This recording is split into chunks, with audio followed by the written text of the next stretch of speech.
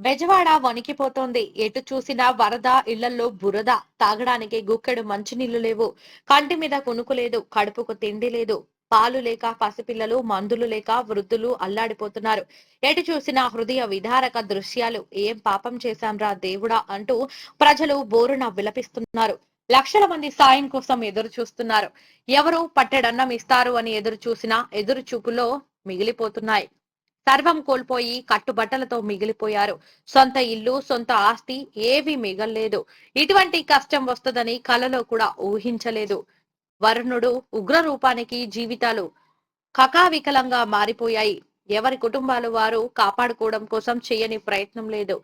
ఎవరు వచ్చి సాయం చేస్తారని ఆశతో ఎదురు చూసే సన్నివేశాలు హృదయాన్ని కదిలిస్తున్నాయి. ప్రభుత్వం సహాయం చేస్తున్నారు అయినా వారు పడే ఆవేదన అంతా ఇంతా కాదు. చేతిలో చిల్లి గవ్వలేదు. వైద్యం అందక, మందులు దొరక్క, మంచాలు బారిన పడేవారు ఎందరో. కృష్ణమ్మ ఉగ్ర రూపానికి జీవితాలే మారిపోయాయి. కనుచూపు మేరలో నీరు తప్ప ఇల్లు కనబడటం లేదు.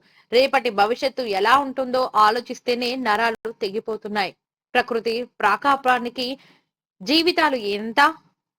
అందుకు ఉదాహరణ బెజవాడ. ఇలాంటి ప్రకృతి వైపరీత్యాలు ఎదుర్కొనేందుకు అందరం కలిసికట్టుగా పని చేస్తేనే కొంత భరోసా కల్పించగలము. చేయి చేయి కలపండి, బాధితులకు ధైర్యాన్ని నింపండి.